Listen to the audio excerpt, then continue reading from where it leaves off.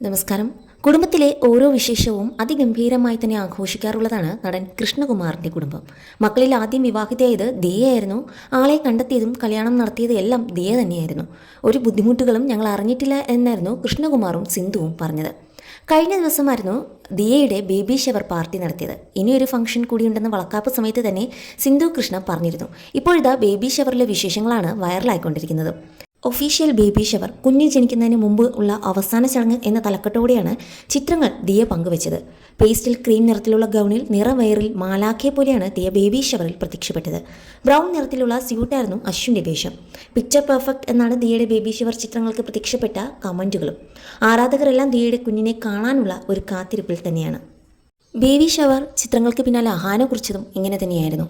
Aussie baby shower എന്ന ക്യാപ്ഷനോടെയായിരുന്നു ചിത്രങ്ങൾ അഹാനയും പങ്കുവച്ചത്. Baby and mama in bloom എന്നാണ് അഹാനയും എഴുതിയിരുന്നത്.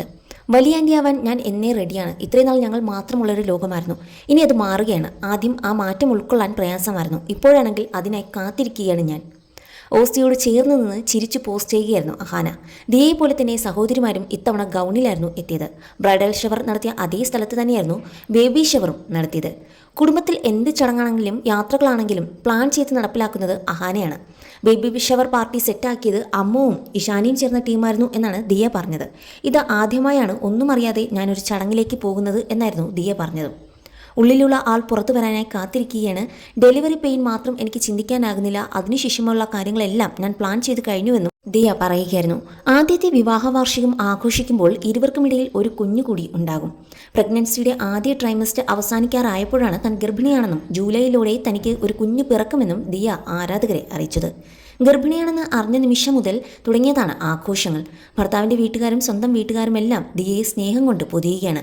പ്രഗ്നൻസി റിവീലിംഗ് വീഡിയോ ഇരുവരും ലണ്ടൻ യാത്രക്കിടെയാണ് ഷൂട്ട് ചെയ്തത്. തിരികെ എത്തി 5ാം മാസത്തിലേക്ക് കടന്നപ്പോഴായിരുന്നു ആദ്യത്തെ ചടങ്ങ്.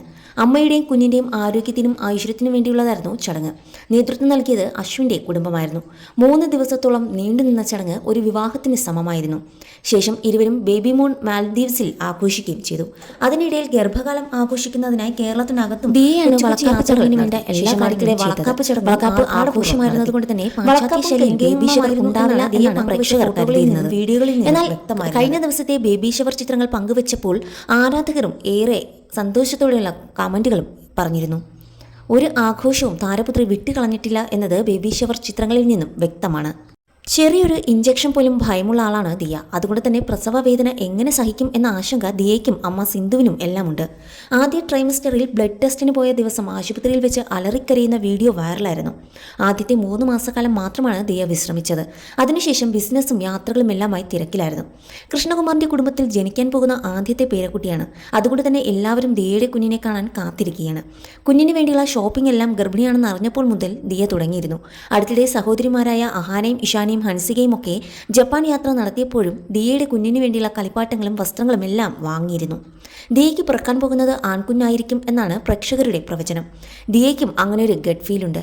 കുഞ്ഞിൻ്റെ ജെൻഡർ അറിയാത്തതുകൊണ്ട് തന്നെ യൂണിസെക്സ് കുഞ്ഞുടുപ്പുകളാണ് ദിയ വാങ്ങിയതെല്ലാം. ജൂലൈയിലാണ് ദിയയുടെ ഡ്യൂ ഡേറ്റ്. ആൺകുഞ്ഞാണെങ്കിൽ ഭർത്താവിൻ്റെ മുഖഛായ വേണം എന്നാണ് തൻ്റെ ആഗ്രഹമെന്നും ദിയ അടുത്തിടെ പറഞ്ഞിരുന്നു.